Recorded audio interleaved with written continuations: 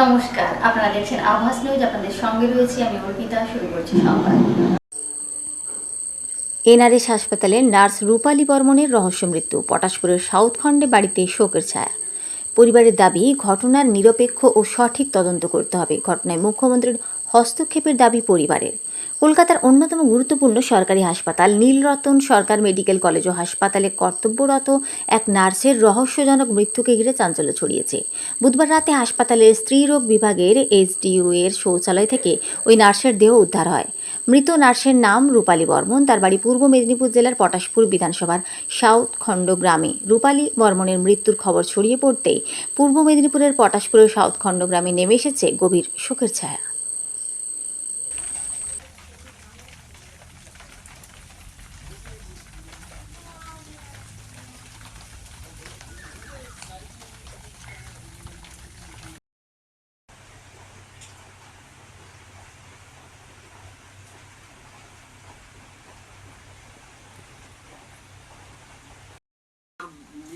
অর্থাৎ নীলরতন হাসপাতালের যে রূপালী।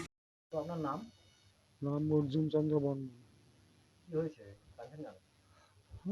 মেয়েটাকে রাতে মারা গেছে।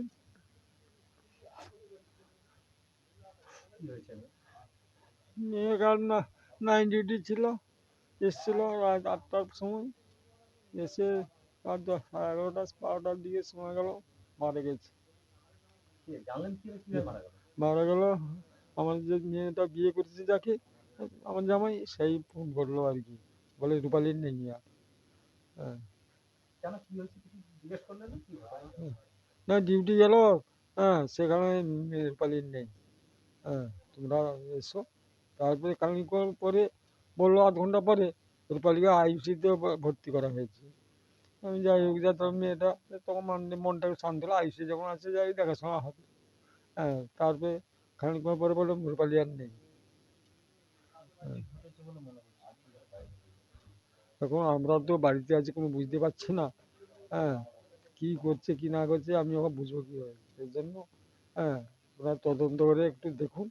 হ্যাঁ, ছোটবেলা থেকে আমি কেমন ছিল? না না না, ভালো। হ্যাঁ, আমাদের সঙ্গে কোনো ইয়ে হতো না। হ্যাঁ, শান্ত ছিল বা। হ্যাঁ, পড়াশোনা। তার কি তদন্ত চলছে? হ্যাঁ, তদন্ত চাইছি তো। হ্যাঁ, কখনো কি শুনেছেন কারোর সঙ্গে কোনো বিরোধ এই নিয়ে কোনো? না না শুনি না। মানে সে থাকে কলকাতায়, আমরা সাধারণত পাড়াগাঁয়ে থাকি, আমরা জানবো কি করে? থাকতো কোথায় রূপালী কলকাতায়? রূপালী নীলরতনে চাকরি করে। আচ্ছা, থাকতো এখানে, ঘর ভাড়া আছে কলকাতায়, ঠিক আছে, থাকতো আর কি।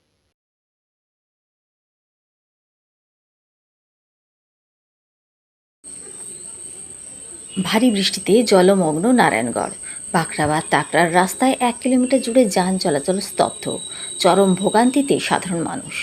টানা অতিবৃষ্টির জেরে চরম বিপাকে পশ্চিম মেদিনীপুর জেলার নারায়ণগড় বিধানসভা এলাকার বাসিন্দারা।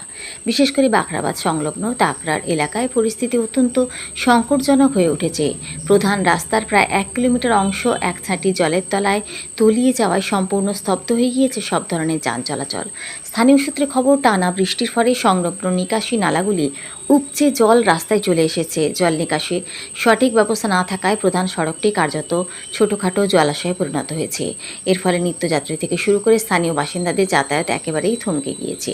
স্কুল কলেজের ছাত্রছাত্রী, দিনমজুর এবং জরুরি প্রয়োজনে বাইরে বেরোনো মানুষজন পড়েছেন চরম বিপদে। হেঁটে যাতায়াত করা অত্যন্ত ঝুঁকিপূর্ণ হয়ে পড়েছে। ক্ষুব্ধ এলাকাবাসীর অভিযোগ, বছরের পর বছর ধরে বর্ষার মরশুমে এই এক দৃশ্য দেখা যায়। নিকাশি ব্যবস্থা সঠিক না থাকার কারণে সামান্য বৃষ্টিতেই রাস্তাটি জলমগ্ন হয়ে পড়ে। বারবার স্থানীয় প্রশাসন ও জনপ্রতিনিধিদের জানিয়েও সমস্যার কোনো স্থায়ী সমাধান হয়নি বলে দাবি তাদের।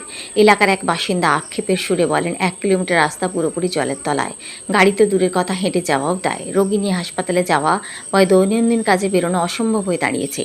জলবন্দী তাকরা এলাকার মানুষের এখন একটাই প্রশ্ন, কবে অবসান ঘটবে এই দীর্ঘদিনের জল যন্ত্রণার?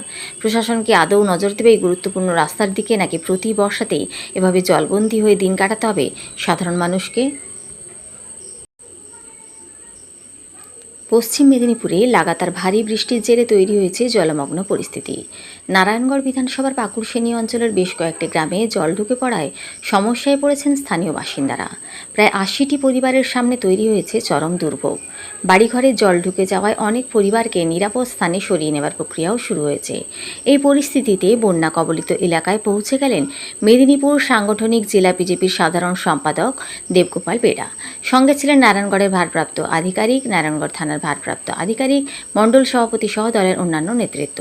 পায়ে হেঁটে এলাকায় ঘুরে ঘুরে পরিস্থিতি খতিয়ে দেখেন তাঁরা। কথা বলেন জলবন্দী পরিবারগুলির সঙ্গে। পৌঁছে দেওয়া হচ্ছে ত্রিপল এবং প্রয়োজনীয় সহায়তা। দেবগোপাল বেড়ার বক্তব্য, মানুষের বিপদের সময় সর্বদা তাঁদের পাশে রয়েছে বিজেপি। এখনও বৃষ্টির দাপট অব্যাহত থাকায় উদ্বেগে রয়েছেন এলাকার বাসিন্দারা। পরিস্থিতির দিকে নজর রাখছে প্রশাসনও।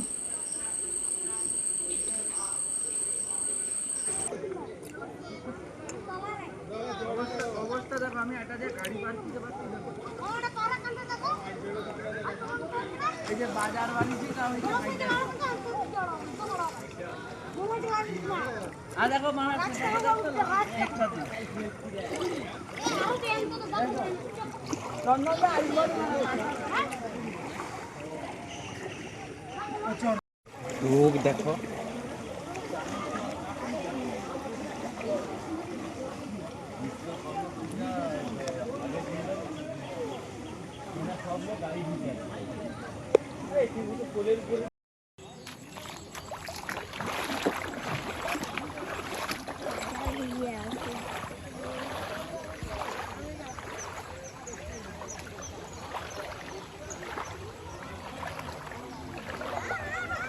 ভাই একটু উঠাই দে, আর একটু উঠাই দে, দিলে ভালো হবে।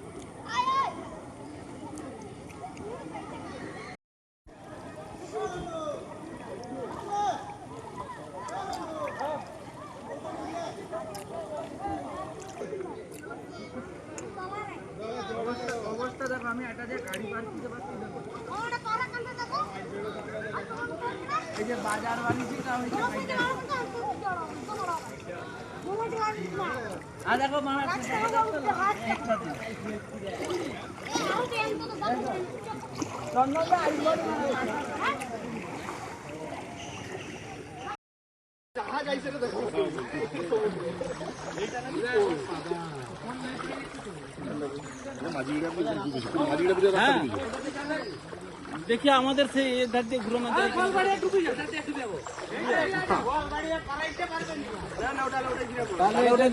তাহলে ঘুরে যাবেন এখানে না, তাদেরকে বোঝানোর পরে তারা শুনলো না। যা পারো করো ভাই। আর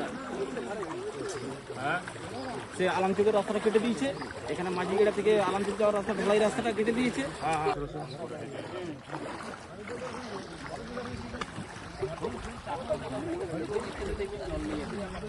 ওই জলটা আগে কেটে চলে গেলে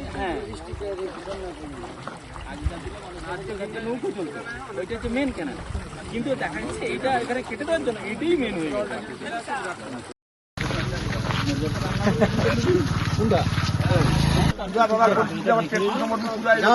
রাস্তাটা দেখো, রাস্তাটা আপডাউন আছে, আপডাউন আছে।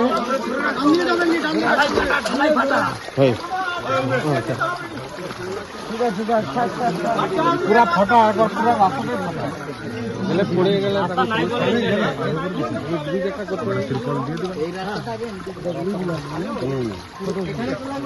খালি মুখে লাগবে, ওই সাইড ক্যালভার লাগবে না, খালি মুখে। এই রাস্তাটা যে দিকে দিলে কাঁটা তো দিয়েছে।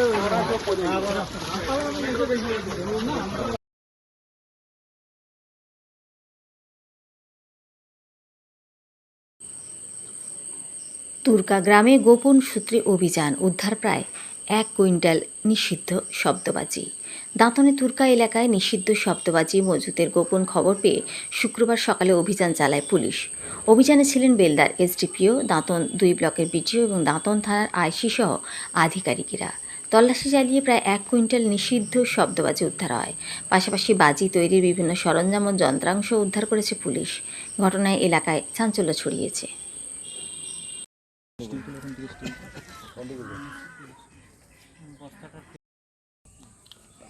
পাওয়া গেছে এই বোমগুলো, ঠিক আছে? এই বড় বোম আছে, দেখো বড় বোম আছে, জল বোম, ঠিক আছে?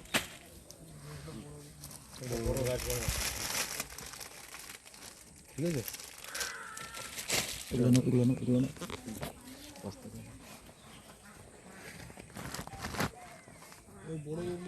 ঠিক আছে, না স্টিল ছবি একটা বন্ধ করো, বন্ধ করো, বন্ধ করো।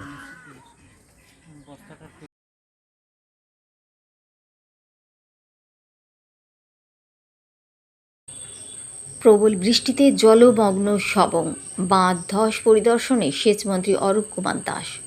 টানা দুদিনের প্রবল বৃষ্টিতে জলমগ্ন পশ্চিম মেদিনীপুর জেলার সবং ব্লকের বিস্তীর্ণ এলাকা 5 নম্বর সাঁতরা, 8 নম্বর সবং এবং 13 নম্বর বিষ্ণুপুর অঞ্চলের একাধিক নিচু এলাকা কার্যত জলাবন্দী হয়ে পড়েছে। কোথাও বাড়ির দোরগোড়ায় জল, আবার কোথাও রাস্তায় জল উঠে যাওয়ায় দুর্ভোগে পড়েছেন সাধারণ মানুষ। জল জমে যাওয়ায় ব্যাহত হয়েছে স্বাভাবিক জনজীবনও।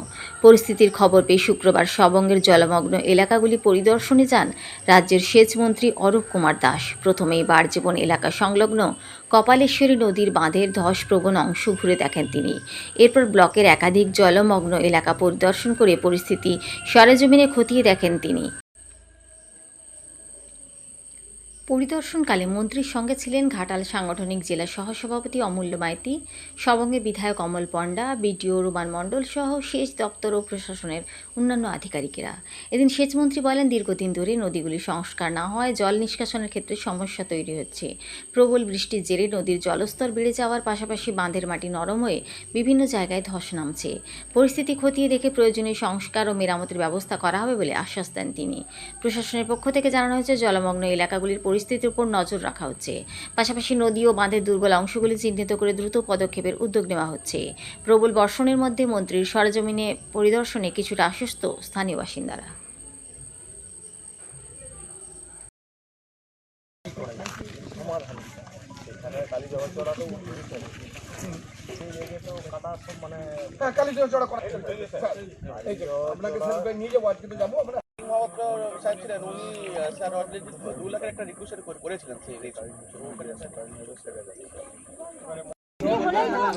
ব্যবস্থা করতে হবে, যার জন্য আমাদের এখানে জল না মেন জায়গা সেখানে সব হচ্ছে না, সেখানে ভরাট হয়ে গেছে, সেইখান দিয়ে জল পাস করছে, এই জন্যই তো এতটা জল এখানে ভরে যায়।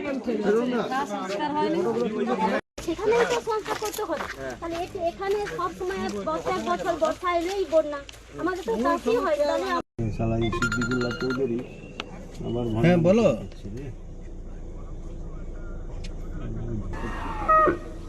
আচ্ছা সিদ্দিকুল্লাহ চৌধুরীকে জানো নি? বাংলাদেশ অন্য কারণ নাম জলটা তো বুঝে যাচ্ছে, গড়বেনি তো অনেক বেরোনোর কোনো এনে জলটা তো স্টক হয়ে যাচ্ছে, আর উঁচু করতে পারবো না, তখন বীজের লাইফ টাইম শেষ হয়ে যাবে।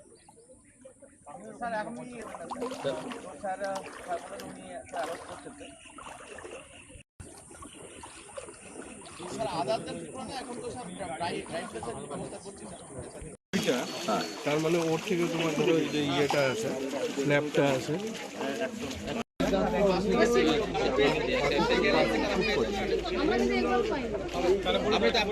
मंत्री अरुण कुमार दास स्वागत, राज्य मंत्री अरुण कुमार दास स्वागत, वंदे मातरम, वंदे मातरम, अमल पंडा स्वागतम, स्वागतम, स्वागतम, अरूप दास स्वागतम, स्वागतम, स्वागतम। আপনি এখানে আমাদের কি কি আসে তৈরি করেছেন? চলুন বন্ধ করে এখন যাওয়ার সময় নেই না এখন আর যেতে পারবেন না থাম যেতে পারবে না জল নিকাশিটা বেরোচ্ছে না। তোমরা নকশা আরে ওটার জন্য আমাকে চিন্তা করতে হবে। দিয়ে পাঠান, আমরা সিএমের সঙ্গে কথা বলে কি করা যায় আমরা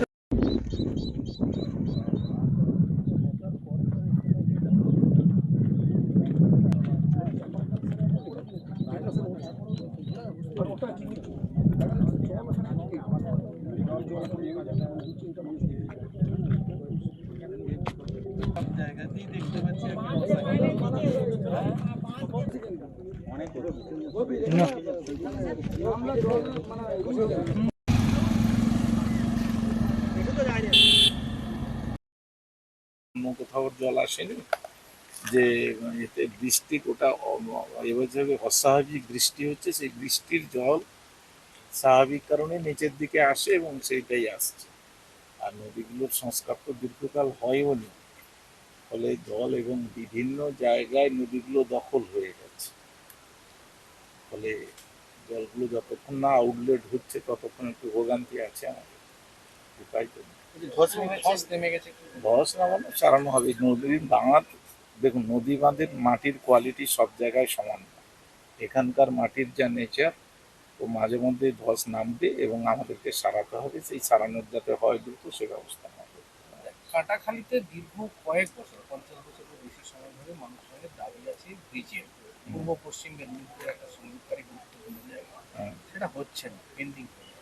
যেমন আমরা গতকালই আমাদের দপ্তরের একটা গুরুত্বপূর্ণ মিটিং ছিল, তো আমি জানি না কাটাখালী ব্রিজটা বোধহয় স্কিমের মধ্যে আছে, চিফ মিনিস্টারের একটা এটা আছে। এর বাইরেও আমরা একটা সিদ্ধান্ত নিয়েছি গতকালই, 5 বছরের মধ্যে আর কোনো উডেন ব্রিজ না রেখে আমরা সবগুলো ব্রিজকেই কংক্রিট ব্রিজে পরিণত করে দেবো। 5 বছর হাততালি দিয়ে রে দাদা যে এই কথাটা বললো।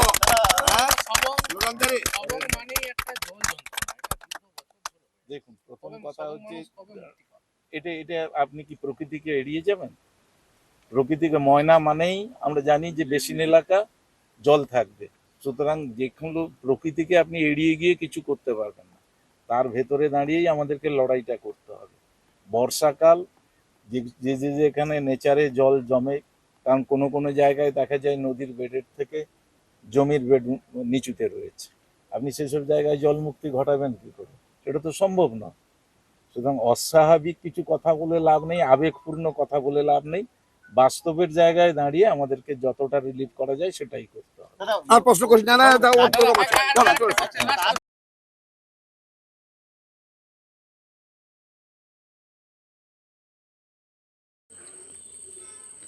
সাত সকালে সাঁকরাইল বটতলা ঝোপের মধ্যে বৃদ্ধার রক্তাক্ত দেহ উদ্ধার, মাথার খুলি না থাকায় চাঞ্চল্য। আজ সকালে সাঁকরাইলের বটতলা এলাকায় ঝোপের মধ্যে শান্তি মালিক বয়স 65 এক বৃদ্ধার দেহ পড়ে থাকতে দেখেন স্থানীয় বাসিন্দারা। দেখা যায় দেহটি চারপাশে রক্ত ছড়িয়ে ছিটিয়ে আছে, মাথার খুলির বড় অংশ উধাও। খবর পেয়ে ঘটনাস্থলে ছুটে আসে ওই বৃদ্ধার আত্মীয় স্বজন। জানা গেছে বাগানের মধ্যে একটি খাটাল ছিল, খাটালে 4খানা গরু ছিল। দীর্ঘদিন ওই বৃদ্ধা একাই গরু দেখভাল করতেন। খাটাল থেকে 200 মিটার দূরে তার মেয়ে জামাইরা থাকেন। প্রতিদিন শান্তি মালিক রাতের খাবারের জন্য মেয়ের বাড়িতে যেতেন, এরপর খাওয়া শেষে তিনি খাটালে ফিরে এসে একাই ঘুমোতেন। গতকাল রাতে তিনি মেয়ের বাড়িতে খেতে যান, তারপর আজ সকালে তার দেহ উদ্ধার হয়। খবর পেয়ে ঘটনাস্থলে ছুটে যায় সাঁকরাইল থানার পুলিশ। কিভাবে মাথার খুলি উধাও হয়ে গেল তা খতিয়ে দেখছে পুলিশ। মৃতদেহকে ময়না তদন্তের জন্য পাঠানো হয়েছে মর্গে। তার মেয়েরা জানিয়েছেন দীর্ঘদিন তিনি গরুদের দেখভাল করতেন, রাতে একাই খাটালে খাওয়া দাওয়ার পর শুতে যেতেন। কিভাবে এই ঘটনা ঘটলো তা তারা বুঝে উঠতে পারছেন না। এর পেছনে দুষ্কৃতীদের হাত আছে কিনা তা নিয়ে রহস্য দানা বাঁধছে। গোটা ঘটনা তদন্ত করে দেখছে সাঁকরাইল থানার পুলিশ। ওনার সঙ্গে কথা হয়েছে, উনি বলে তুমি সব জিনিসপত্র নিয়ে যাও, চলে যাও, ওখানে রান্না হবে, রাত্রে যাও। উনি ওখানে ছিল, তাল ফাল মুড়ি ছিল, বলছে আমি একটু 8টা সাড়ে 8টার পর যাচ্ছি। আর রাত্রিরে তুমি ওখানে থেকে যাওয়া হয়নি, সকালবেলা উঠে দেখছি যে ওইভাবে চোদ্দ অবস্থায় পড়ে আছে। ওই রকম যেরকম শুয়ে আছে দেখছেন, ওই অবস্থায় দেখেছি আমরা। ছুরির আঘাত, মাথাটা খালি আঘাত দেখেছি, এমনি সামনে ছুরির আঘাত ফাঘাত কিছু দেখিনি, শুধু মাথাটা এরকম হয়ে আছে আর উনি শুয়ে আছে। ওটা আমি দেখতে পারিনি, আমি গত সাহসকারী দেখছি পড়ে আছে এইভাবে। শুনছেন ওই তো দেখে, তারপর সামনে গিয়ে দেখছি যে মাথার খুলিটা অর্ধেক নেই। এটা কি মনে করছেন, কোনো সত্যতা কিছু? আমরা তো কিছু বুঝতে পারছি না, যে আমরা কিছুই বুঝতে পারছি না যে এরকম করে কি করে মা ওখানে একা থাকে, 65 বছর বয়স। 70 বছর বয়সের এই ভদ্রমহিলা কি সত্য থাকতে পারে মনে হয়?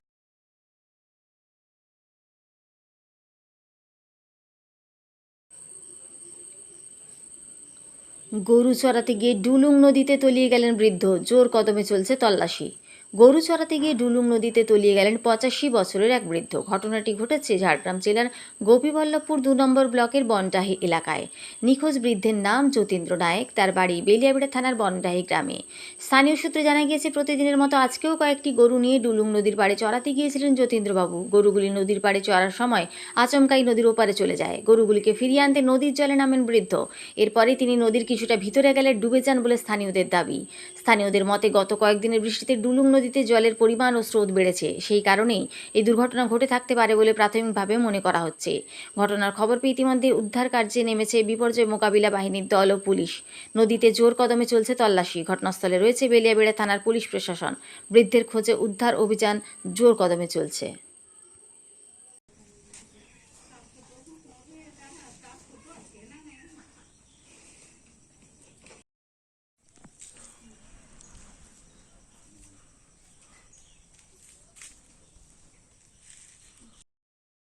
ক্যামেরা সেরা আছে তো? OnePlus মাল।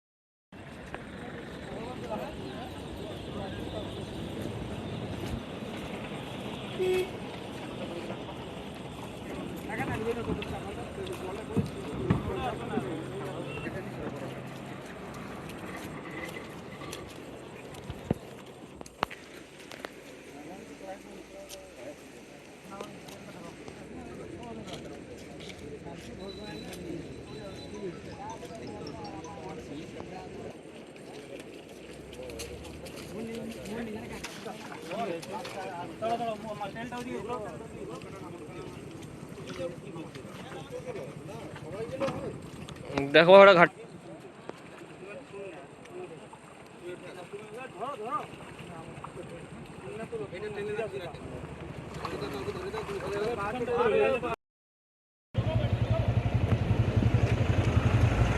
স্পিড দেখছো?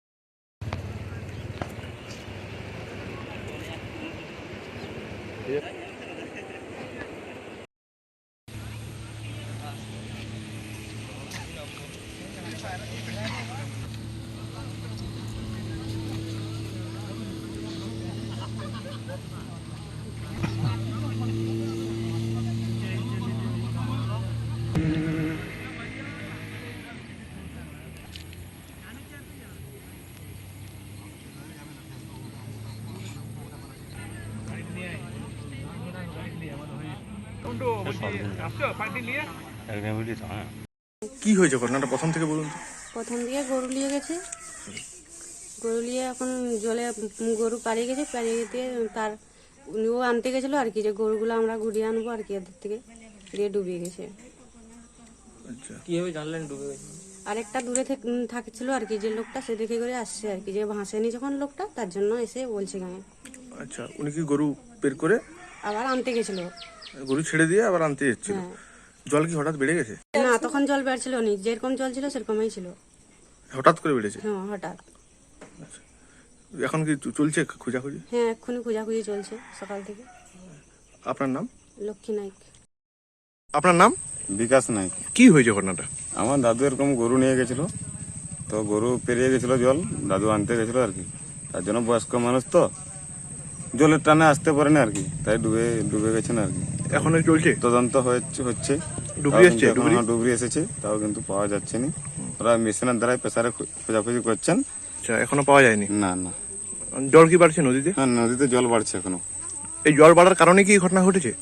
হ্যাঁ, জল বাড়ার কারণে। আর বয়স্ক মানুষ তো জানতে পারছো, 80-90 বছর বয়স।